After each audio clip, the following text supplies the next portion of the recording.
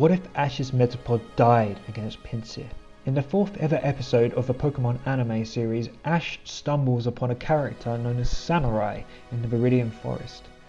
Ash is challenged by Samurai, whose Pinsir makes short work of Ash's Pidgeotto with a tackle. Ash then sends out his newly evolved Metapod to take on Pinsir. In the anime, Ash's Metapod gains an unlikely victory over Pinsir by using Harden to break Pinsir's pincers. But what if events had been different that day? For this video, I was inspired by Proto Mario's Pokemon What If series to explore an alternate timeline of the possible events that could have occurred if Ash's Metapod hadn't emerged victorious that day. Today, I will show you 3 alternate timelines, in all of which events progress identically to the anime up to the point where Ash sends out his Metapod. As Metapod is released from its Pokeball, Misty quite rightly warns Ash that Metapod is in real danger.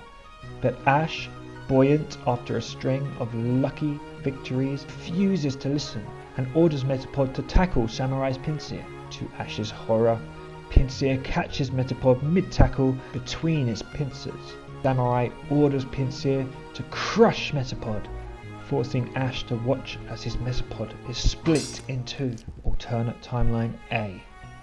Ash is paralyzed in shock. He falls to his knees, the 2 halves of his former Pokemon lying on the floor. Samurai's taunting is just background noise to Ash at this point. Ash tries to piece his fallen bug Pokemon together, but to no avail. At this moment, something switches in Ash's mind. He seems colder, crueler.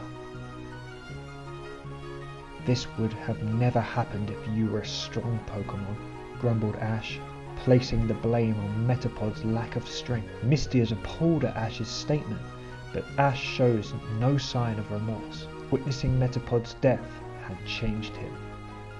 Ash takes a strict stance on training, forcing his Pokemon to work harder and harder, fueled by his newfound motivation to never lose again. Brock is saddened by the way Ash handles his Pokemon, arguing with Ash over the way Pokemon should be raised. Ash believes that his brutal approach to training is what is best for his Pokemon, but he fails to see how unhappy he is making them.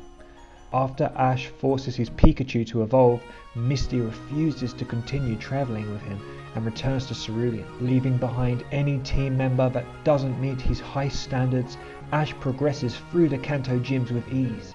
His Pokemon annihilate all competition in their path.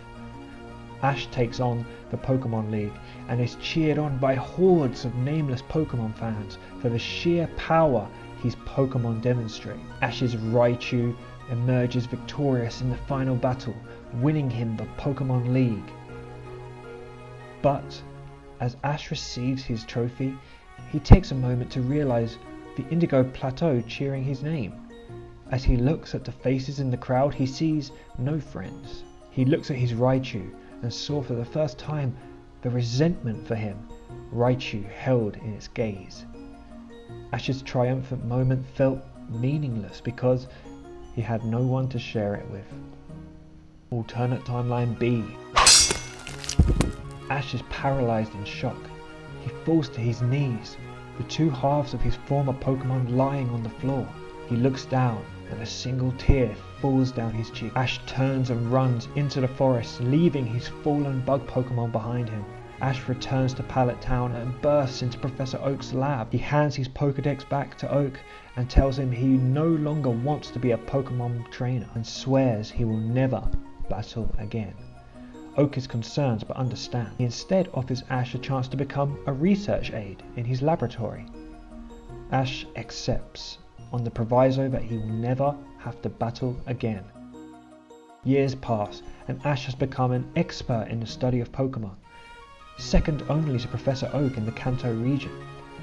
While he is heading back home after a long day's work, Ash notices a commotion in the streets of Pallet. He goes to see what all the fuss is about, only to find a mob of fans cheering for Pallet Town's most successful Pokemon trainer, Champion Gary Oak.